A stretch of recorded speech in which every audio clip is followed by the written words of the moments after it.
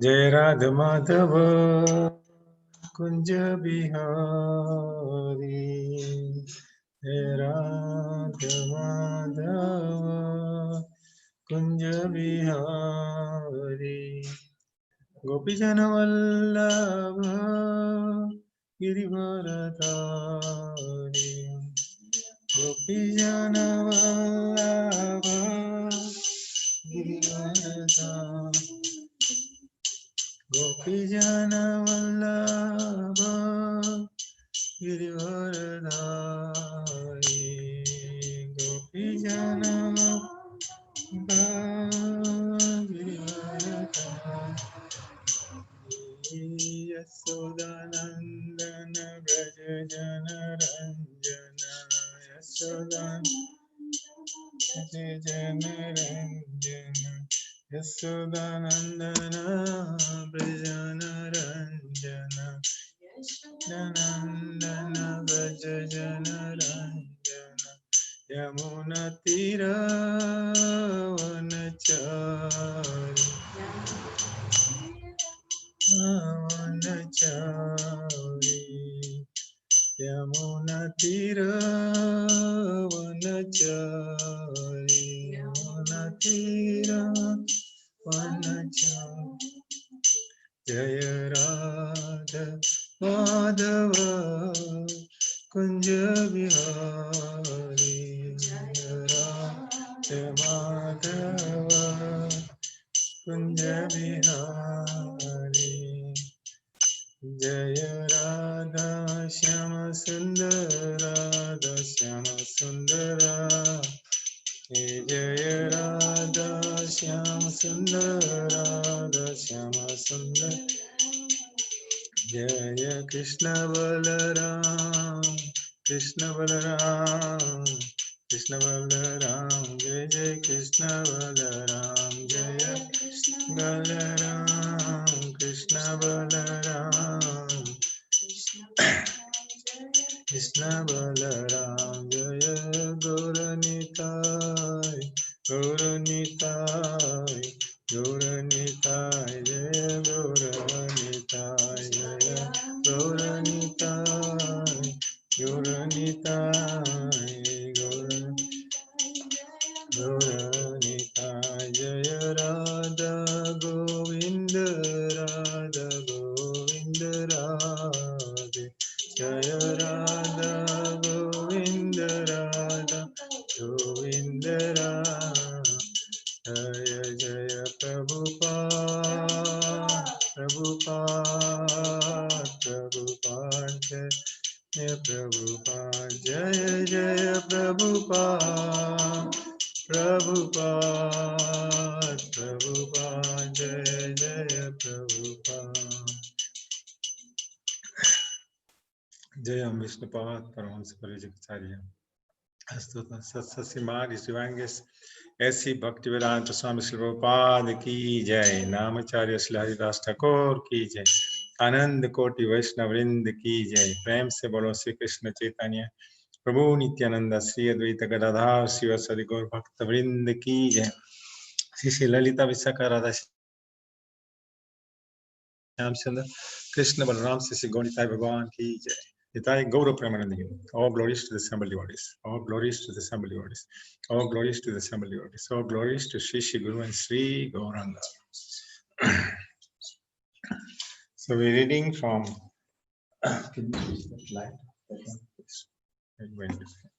switch it off from there.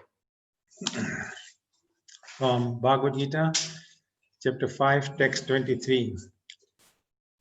śaknotīhaiva soḍhuṁ prāk śarīra-vimokṣaṇāt kāma-krodhodbhavaṁ vegaṁ yuktaḥ sukhī naraḥ śaknotīhaiva soḍhuṁ prāk śarīra-vimokṣaṇāt kāma-krodhodbhavaṁ vegaṁ yuktaḥ sukhī naraḥ śaknotīhaiva soḍhuṁ prāk śarīra-vimokṣaṇāt kāma-krodhodbhavaṁ vegaṁ yuktaḥ sukhī naraḥ.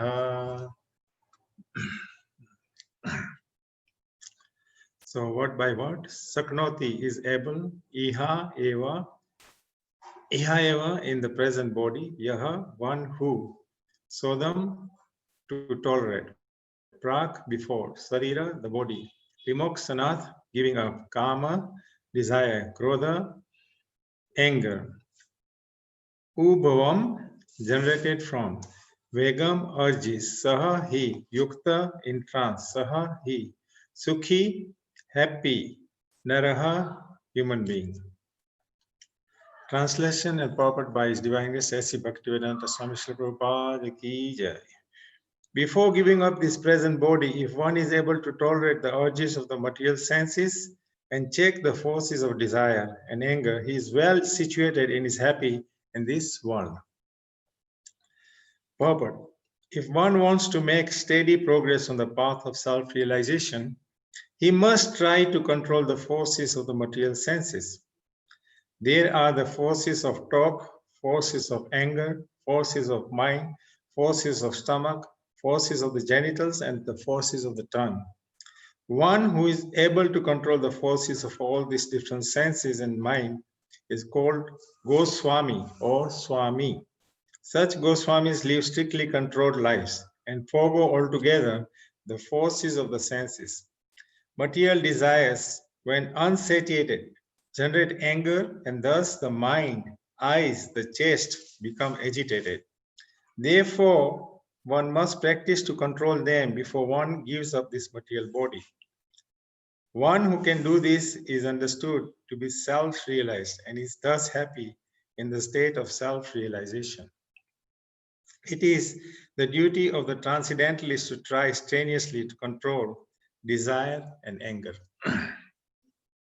So once again, the translation is that before giving up this present body, so here we're talking about before giving up this present body, which means before we face death, if one is able to tolerate the urges of the material senses and check the forces of desire and anger. It's interesting how, Krishna is highlighting here anger also, although it comes as a part of our activity or characteristic. So it's something that is, part of this body, which all of us carry. And he says he's well situated and is happy in this world. I stressed on anger is because like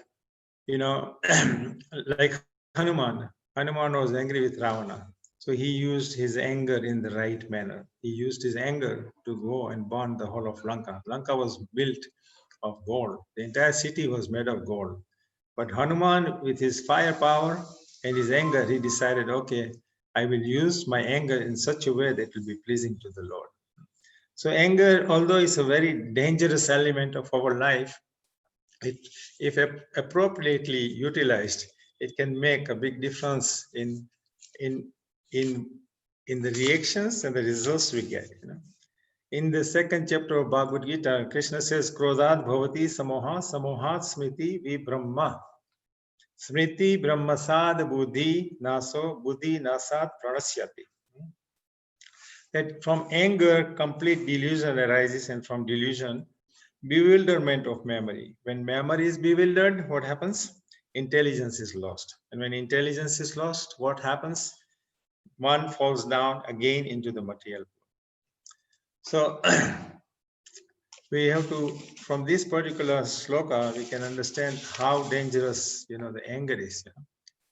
And in the purport, Srila Prabhupada says that, less intelligent people, they will not understand this, but the devotees, they can understand this and they can utilize, this anger in the rightful manner. In one of the later purports, Srila Prabhupada is highlighting Hanuman's activity when burning, Lanka, and he also highlights Arjuna's anger, wrath. He's thinking, Krishna is directing, go, use your anger. Use your anger in the right manner now. Now you have the opportunity to re-establish dharma. So wherever dharma can be re-established, our anger can be used in the appropriate manner.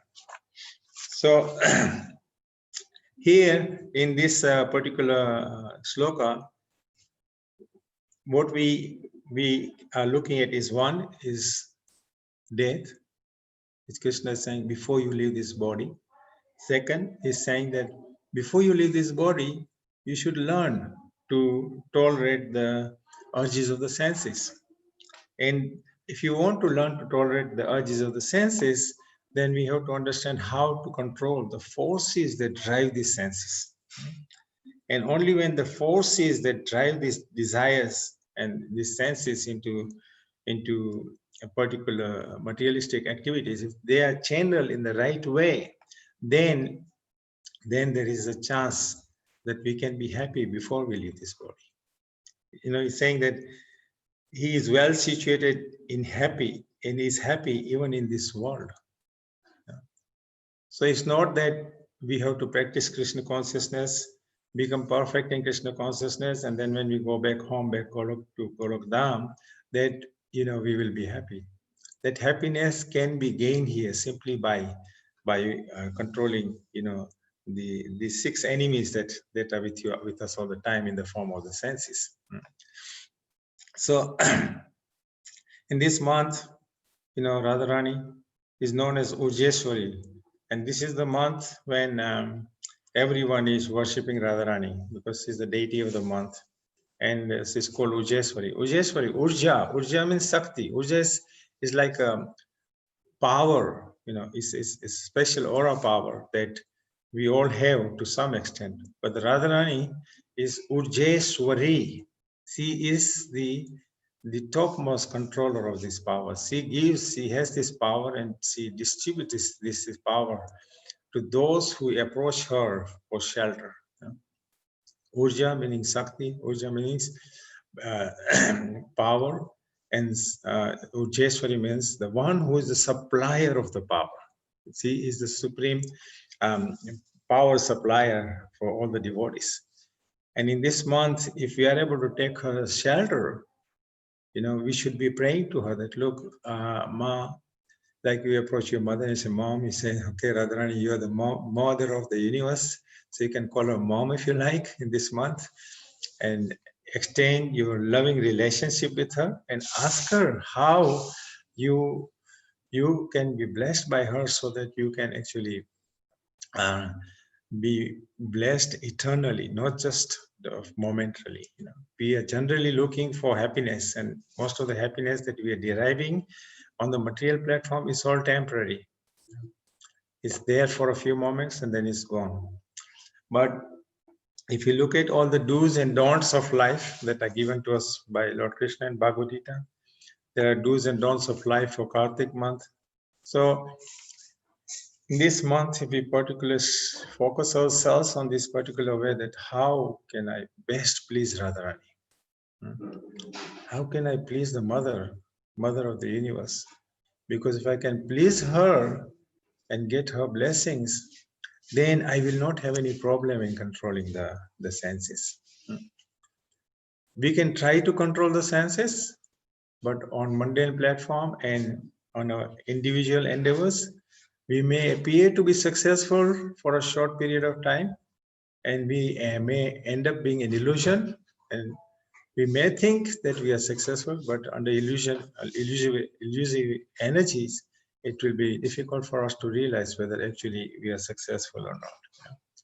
However, when we take shelter of great personalities like Rupa Goswami, Sanatana Goswami, Vishwanath Chakravarti Thakur, Prabodhananda Saraswati, there are so many personalities in the pastimes of Lord Chaitanya whose examples we can take. And when we take those examples and we see how they endeavored sincerely, just like Raghunath was so eager to see Lord Chaitanya. He wanted to meet Lord Chaitanya. And when he heard from Sivananda Sen that they are going on the normal route to meet up with Lord Chaitanya, he did not want to wait that much long to go through the normal route. When he found out that Lord Chaitanya is able to meet, he went through the forest barefoot. It took him 9 days instead of many more days. And in those 9 days, he only ate 3 times. His desire, you know, the spiritual desire, the force that was we're coming from within, that I want to meet with Lord Chaitanya, I want to get mercy of Lord Chaitanya, was so unique that he was running through the forest. It is said that his feet were, had sores because he was walking over thorns and bushes and everything. No? He did not realize. He did not feel it. He did not feel the hunger. No? That is the eagerness with which devotional service has to be taken up. You know? It should be so intent that we will go out of our way, to achieve Krishna consciousness, to achieve the bhakti. So in this way, if we also in this month endeavor and try seriously that we want to be connected to Krishna, we can be connected to Krishna. In Bhagavad Gita in 6:10, yes, it is. In 6:10, in the purport, Srila Prabhupada is highlighting that direct Krishna consciousness means self-abnegation, wherein there is very little chance for material possessiveness. Srila Rupa Goswami characterizes Krishna consciousness in this way: Anasaktasya vishayan yatharham upayunjataha nirbandha Krishna sambandhe yuktam vairagyam uchyate. And translated, when one is not attached to anything, but at the same time accepts everything in relation to Krishna, one is rightly situated above possessiveness. On the other hand, one who rejects everything without knowledge of his relationship to Krishna is not complete in this renunciation. A Krishna conscious person well knows that everything belongs to Krishna, and thus he is always free from feeling of personal possession. As such, he has no hankering for anything on his own personal account. He knows how to accept things in favor of Krishna consciousness and how to reject things unfavorable to Krishna consciousness. He is always aloof from material things because he is always transcendental and is always alone, having nothing to do with persons not in Krishna consciousness. So this is very nicely explained that we focus and connect everything to Krishna. And sometimes, the question arises that, well, I can't see Krishna and it's not so easy to see Krishna, and mind can make so many excuses. So in response to this, Srila Prabhupada gives an example of non-humans. He gives an analogy, and in the analogy he says, Darsana dhyana samaspasher matsya kurma vihangama swani aptiyani pasnanti tathaham api padmaja. By vision, by meditation, and by touch, only do the fish, the tortoise, and the birds maintain their offsprings. Similarly, do I also, O Padmaj. The fish, Srila Prabhupada explains, the fish brings up its offspring simply by looking at them. The tortoise brings up its offspring simply by meditation. The eggs of the tortoise are laid on land, and the tortoise meditates on the eggs while in the water. Similarly, the devotee in Krishna consciousness, although far from the Lord's abode, can elevate himself to the abode simply by thinking of him constantly. By engagement in Krishna consciousness, he does not feel the pangs of material miseries. This state of life is called Brahma Nirvana, or the absence of material miseries due to being constantly immersed in the Supreme. So from this example, we can understand that Krishna, because Krishna is Aham Sarvasya Prabhu, that everything is coming from him. He is giving us example that even other species of life, simply by meditations can take care of the offspring. How wonderful it is that simply by a tortoise, simply by meditating on the eggs, can hatch little turtles coming out.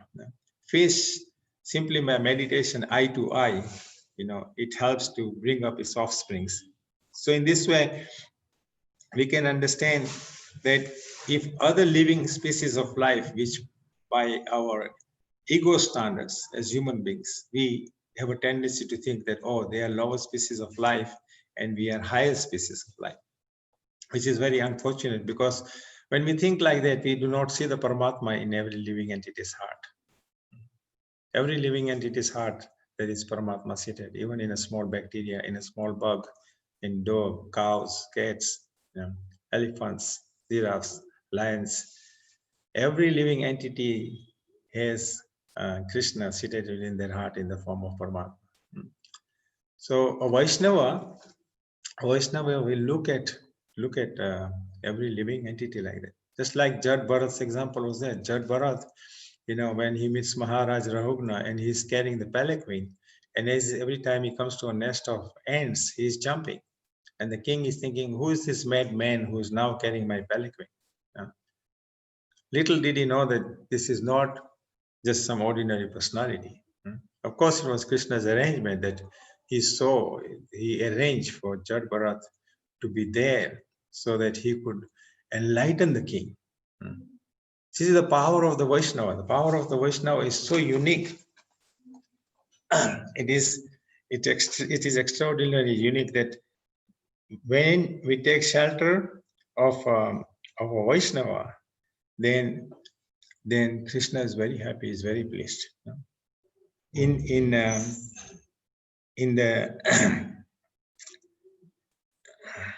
in the Madhya Leela, there is a text which is reminding us of Lord Shiva and Mother Parvati. In this text, it says that Aradhananam sarvesam Vishnor Aradhanam param tasmat parattaram devi tadiyanam samarchanam.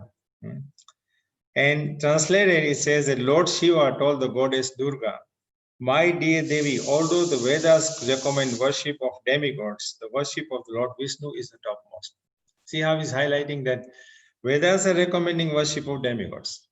However, here it's expressed that Lord Vishnu's worship is the topmost. And then see what Lord Shiva is saying further to this, that however, above the worship of Lord Vishnu is the rendering of service to Vaishnavas who are related to Lord Vishnu. So, Vaishnavas who are related to Lord Vishnu, if we do service to them, then Lord Vishnu, Lord Krishna is very happy. And this is what Lord Shiva is Vaishnava, Nam Yatha Sambhu is the topmost Vaishnava. And he is telling Mother Parvati that this is how it works. And Rupa Goswami in the Vidagdha Madhava describes Chaitanya Mahaprabhu's cult as supreme. Why? He says, Anarpitam charim chirat karunaya vatirnaha kalo samarpayitam unatojvala rasam swa bhakti sriyam. Sri Chaitanya Mahaprabhu appeared in this age of Kali to exhibit the super excellence of Madhurya Ras, a gift never previously bestowed by any Acharya or incarnation. Consequently, Sri Chaitanya Mahaprabhu is accepted as the most magnanimous incarnation. It is he only who distributed the love of Krishna while exhibiting the super excellence of loving Krishna in the conjugal rasa. So here Chaitanya Mahaprabhu himself and Rupa Goswami is reiterating it that this appearance of Lord Chaitanya is unique. Why? Because he is giving us Madhurya Ras. He is giving us an entry to Madhurya Ras. He is giving us an understanding to Madhurya Ras. It is a topmost rasa. And only Lord Chaitanya can give that to us. In Ram Leela, Narsingha Leela, many other Leelas, you do not get this. It's not easily available.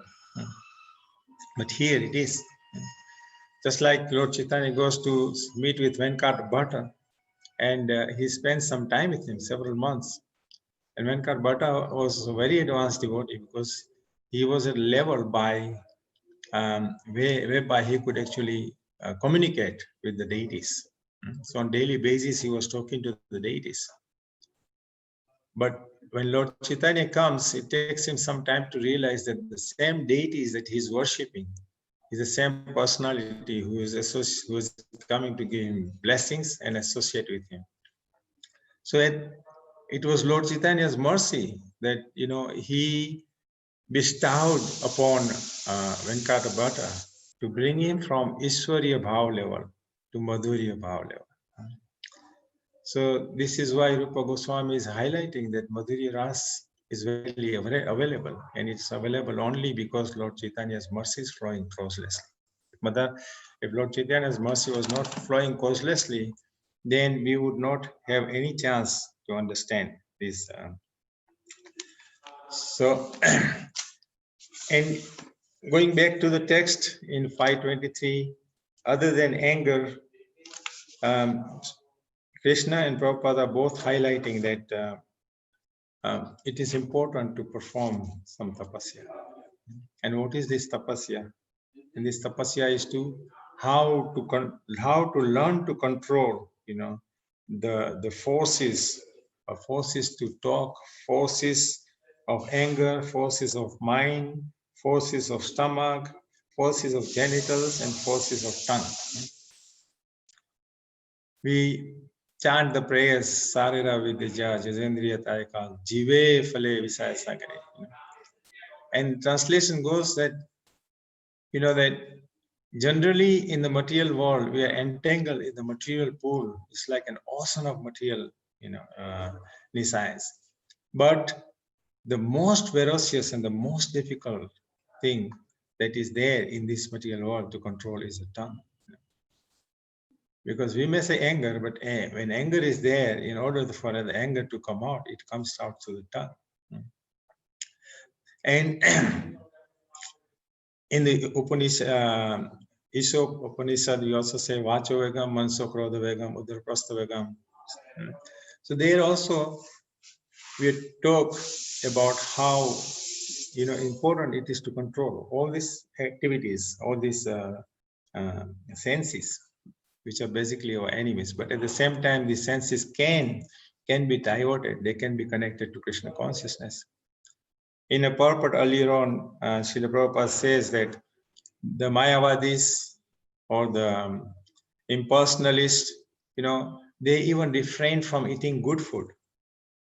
Many of them will say, no, this is all illusion. Therefore, we should not be connected. But Srila Prabhupada says it is their default that they think like that this is illusion. Our body is a reality. The existence around us is also a reality. Just like the clouds is a reality.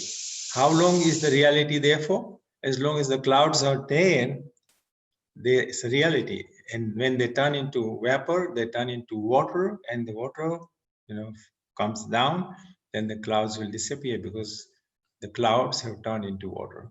So the reality is there, but it's a temporary reality. It's not illusion. It is a reality. So everything around us is also reality, but it's all temporary. All the material existence around us is a reality. Just like good food is also reality. We should not be impersonal and think, no, this is illusion. No. If it was illusion and you had a mango in front of you and you touched it, you would feel it. If you ate it, you can taste it. So Srila Prabhupada explains that devotees, they understand this is a temporary reality. It is coming from Krishna, and Krishna has given it to us to utilize it. So all the good food we can cook, cut, offer it to Krishna, fruits, nice rice dal, whatever we cook, we can offer it to Krishna. It's a reality. And then once you offered it to Krishna and Krishna has blessed it with the blessings of the spiritual master, then we partake the prasada. So this is how we can control the forces that are driving the desire from the stomach, for example, that I want to eat something up, I'm hungry. And impersonalists will say, well, I will just take something that is not so good, so I don't become attached to that particular food or good food. But a devotee, he will look at the good things and he'll think, okay, all these good things, they belong to Krishna, they come from Krishna, Krishna wants me to offer it to them, and he'll sanctify it. So by taking that food stuff which turns into prasadam, I will also get sanctified. What more Krishna and his prasadam are not different. Krishna says, Raso aham aksu kunteya, water. I am the taste in the water. It's a reality. Krishna is saying, I am the taste in the water. So just as much as we connect our stomach and the desires of the stomach, in the same way we can connect our talk. Our talk, if it's connected to Krishna Katha, it's connected to the great devotees and their pastimes. Then we will benefit from that. We can look at the pastimes and see, okay, let's see, for example, let's see example Maharaj Parikshit and the Brahmana boy. Neither of them were demons, but initially Maharaj Parikshit made one mistake of picking up the snake and throwing it onto the Brahmana. Now, of course, we understand why he did that and how Kali influenced him to do that. But still, the act itself was not proper. And that act came because he was thirsty, stomach, right? The stomach was desiring more water. And then because he could not control at that moment, then, he utilized his anger in an improper manner. So that was the first step from his side, which was defaulting. Likewise, when the Brahmana boy saw the snake on his father's neck, he was so upset. Brahmanas by nature are meant to be very cool-headed. They are meant to be very thoughtful. They're not meant to be going around cursing people. Just because this little boy, he cursed for Maharaj Parikshit, doesn't mean that every Brahmana does that, and that Brahmanas, one of the qualities of Brahmanas is that their abilities of Brahmana is that they're able to curse people and they go around cursing people. No, actually Brahmanas are there to help bring about stability in the society. How? By educating, the masses of people and teaching them by example. So that is, one example whereby misuse of anger and the urge of the belly, led to a great king, a great personality to take an improper step. However, although Maharaj Parikshit was very exalted and he could have reverted or he could have recursed, he could have done anything, just if he was on the same platform of anger or ego. By the time he was in his kingdom and his crown was off, there was no more golden influence of Kali, he was able to think appropriately. And he was being advised by so many ministers and so many people, do this, do that. But as soon as he came in contact with Sukadeva Goswami, he understood this is the topmost thing to do. Now, I should just simply connect myself to the Supreme Personality of Godhead, Lord Sri Krishna. And he was able to do that because he took that very seriously. And at the end, he's able to to go back to God simply by focusing. Another example that we can take of the negative and the positive, how anger, etc., the desires, the forces that drive us to do the wrong thing, and how if you act as a devotee, you do the right thing. Just like in the case and the pastimes of Lord Shiva and Daksh, Daksh was not so happy that his daughter had gone to Shiva and married him. And he didn't like the appearance of Lord Shiva. And that was his ignorance, because he could not understand how exalted Lord Shiva was. If he could understand the exemplary position of Lord Shiva, he would have been more than excited. He should have gone around dancing that my daughter has taken shelter of a very advanced devotee who is considered to be the topmost devotee in the universe. Unfortunately, it was not so for him, because of him being on his ego platform, he could not see the position of Lord Shiva. And therefore, when Lord Shiva appears in that particular yagya, there is a whole history that, or the pastimes that we see that, there is a big war and a big fight, and which ends up, with so much disasters. So misuse of anger is not encouraged. When anger is there, it should only be used in the service of the Lord. It should be used in such a way that the Lord is satisfied. Same thing with other senses, all over the senses. They should be utilized in such a way that the Supreme Lord is satisfied. Every sense can be connected to Krishna. There is no sense that cannot be connected to Krishna. We just have to see. Talking, kathayanta shamam, nityam, tisyanti cha, ramanti cha. Utilize your tongue. And when you're talking, talk about Krishna and Krishna's pastimes. Just like this is the month of Kartik, and we sing Varam Deva Moksam Na Moksam Vadimva Na Chanyam Vireham Vare Sadapiha. So in that particular line, when we read the translation, it's saying that the devotees are asking that we are not hankering for any form of moksha. We're not looking for moksha so that we can go to Vishnu Loka, or if there is something higher than that. All devotees are interested in is seeing that Bala Gopal form of Lord Krishna. Krishna with his pretty eyes, Krishna with his peacock feather, Krishna, the cute boy, Krishna giving the smile that rocks the universe. Krishna's smile is so unique that Gopis, Radharani, everyone is mesmerized completely. Mother Yasoda, the covered boys, even the peacocks, the cows, everyone's mesmerized by it. So the devotee desires, this is the kind of form they want to be connected to. They want to be connected to Krishna in such a way that they can always remember him, nicely. Because that form is so unique. It is just so unique that it mesmerizes everyone. And it mesmerizes everyone in a spiritual way, in a nice way. And the point is that this is a meditation that we do in the month of Kartik, that like, this is how I want to remember Krishna, because when we read the translation, that's what is being given to us. That's advice being given to us. That's a siksha being given to us. So in this way, if we even endeavor and we try to think of Krishna and meditate, just like the fish is meditating on the babies, the tortoise is meditating on the eggs, and they can make things happen, then Srila Prabhupada says, why not human beings? Why not Vaishnavas? We as devotees, we endeavor, Krishna will bestow that mercy upon us. He wants us to be connected to him. He wants us, to be to be freed. Why?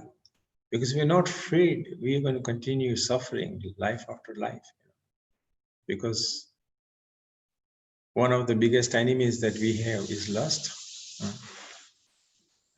And from lust comes wrath, and then from wrath comes illusion, and then we fall down. And then we go round and round, in the cycle of birth, death, old age, and disease. Birth, death, old age, and disease.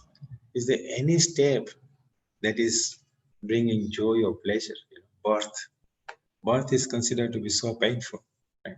It's not an easy saga in life. It's not an easy rasa in life. Old age is no fun. And dying absolutely is no fun. Saying that Janma Dukham, Jaya Dukham, Jara Dukham, Antakale Mahadukham. Antakale Mahadukham. So it's just saying every step of life, that is painful. It's just because of illusion, we don't realize how painful it is. We get tiny amount of pleasure and happiness and we think, wow, this is so nice. We work so hard for that little amount of happiness. And what for? Antakale Mahadukham. It is said that when one scorpio bites, is so painful and it can kill you. But death is so painful that it brings a pain that is equivalent to about 100 scorpions biting us at the same time. And why do we end up being there in that position? Because we haven't served Vaishnavas. We haven't taken our spiritual life seriously. we have engaged in all the activities due to the forces that drive our desires into different directions. However, if we connect everything to Krishna, then we can be freed from this suffering that is so painful. And we serve the Vaishnavas, Lord Chaitanya is saying that, Lord Sanatana Goswami is asking, so it's going to be very difficult for human beings in this age to follow all this. So can you give a simpler form? And in the simplest form, Lord Chaitanya is saying, yes, that if devotees can if you can teach devotees to take intense desire in chanting the holy name, at least get them started to chant the holy name, because once they get connected to chanting the holy name, then the ruchi will arise. It's called name ruchi. And this is the way you can bestow mercy upon all the jivas. Name ruchi, jive daya. All the jivas, they are suffering, but great personalities like yourself can go out there and give this signs so that they will understand that by chanting, they can become happy. Right? Nameruchi, Jivedaya, and Vaishnava Seva.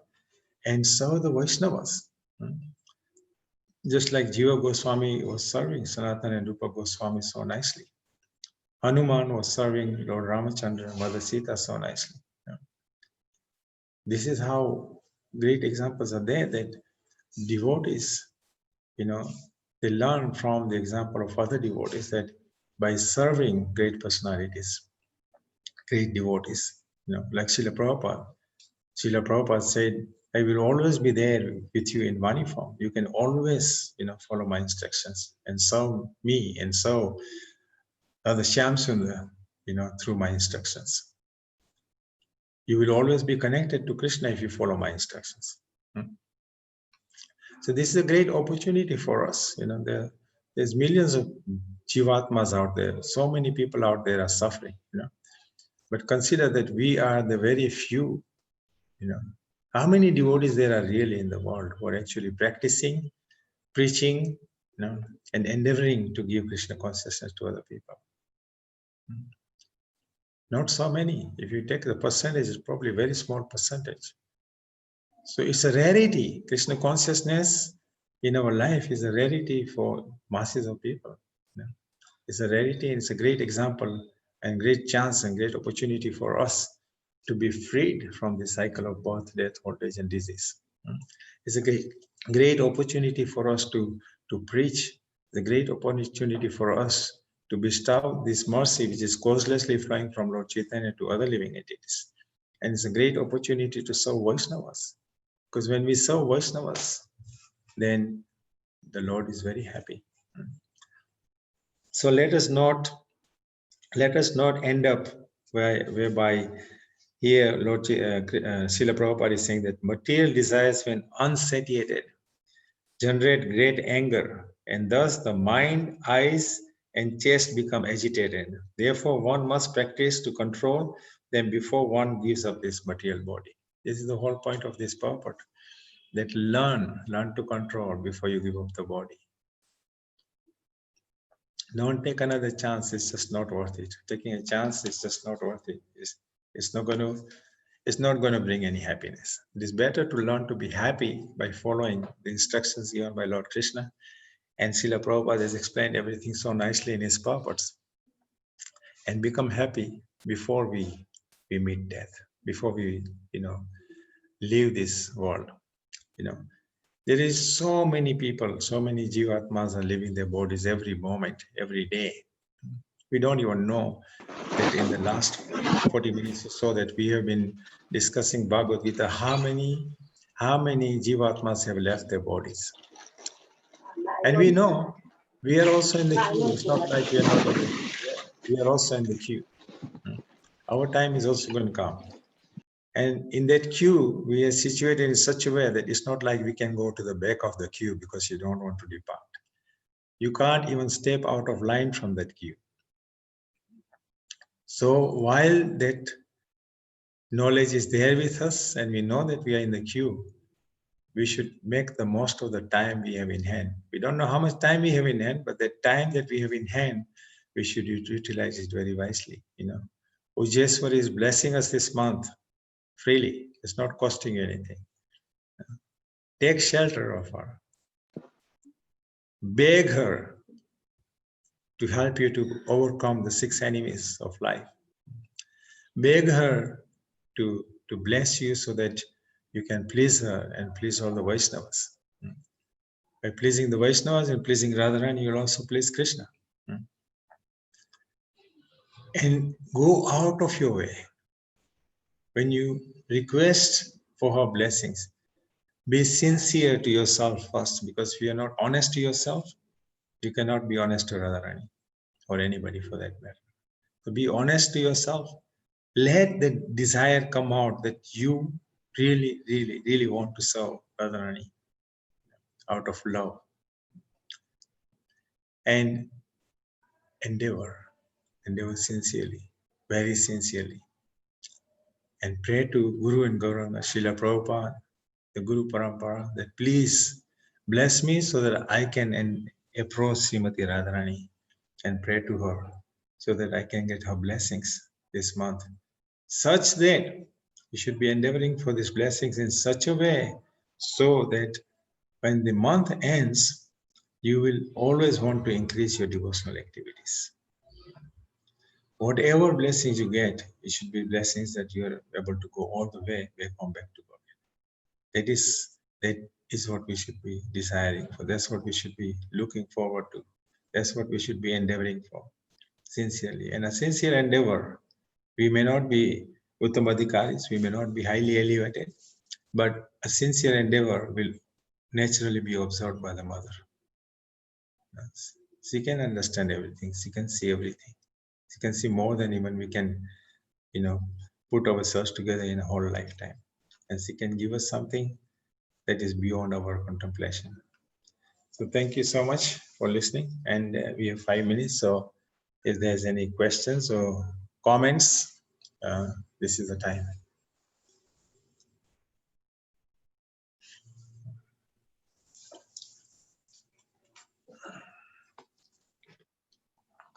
Hare Krishna Prabhu, there is a message from Shreya Kari Mataji thanking you for a wonderful and informative class. Thank you.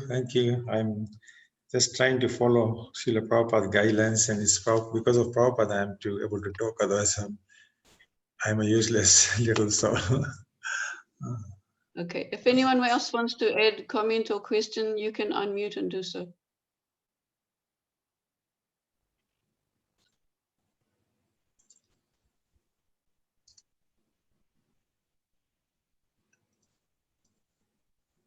So if there is anyone wants to comment or questions, you have a couple of minutes. But in the meantime, I want to read a statement from Srimad Bhagavatam, which states that Antardehesu bhutanam atmaste hari iswaram sarvam tadiyasnam iksadvam eva vas tosito hi aso. Lord Hari dwells in the hearts of all living beings as their Supreme Self. And as they are His dwellings place, they should also be satisfied. And part of the purport to that, it is said, Pranamed Dandavad Bhumau Aswa Chandala Go Kharam. One should offer prostrated obeisances even to the horses, the outcasts, the cows, and the donkeys, knowing that the Supreme Self dwells in them. Brahmanadi Chandala Kukura, Anta Kori Dandavata Kori, Ek Bahu Manya Dhari. This is from Chaitanya Bhagavad that is being quoted here. One should offer prostrated obeisances to the Brahmanas, the outcasts, the dogs, giving them great honor. In such a humble state, a devotee should always do Hari Kirtan. Such chanting will destroy all offenses committed in this life and in the previous life, and will swiftly bless the devotee with the treasure of prema. Kirtaniya Sadahari. So This is a nice way to understand that Paramatma is seated in everyone's heart. And Radharani in Vrindavan, especially if you're in Vrindavan, Radharani is here to bless you. But don't feel left out if you're not in Vrindavan, because if your mind and heart is in Vrindavan, that is also very good. That's also something that Radharani looks for, because wherever there is Harinam Sankirtan, that is also Vrindavan. Because wherever there is Harinam Sankirtan, Radha Krishna are present. And wherever Radha and Krishna are present, that also becomes Vrindavan. So in this way, we take this great opportunity in this month to try and get Radharani's blessings. And if you are in Vrindavan, you're going around on parikrama, you see a dog, you see a cow, you see a beggar on the streets, don't look down upon them. Look at them as great Vaishnavas. And if you are able to feed them, go ahead and feed them. This is a month whereby you bestow mercy upon all living entities. And by doing so, Radharani will be very happy with you. So take every opportunity, every chance you have to serve Vaishnavas, go ahead, go out of your way and do it. Thank you. Hare Krishna. Thank you very much, Prabhu. Hare Krishna.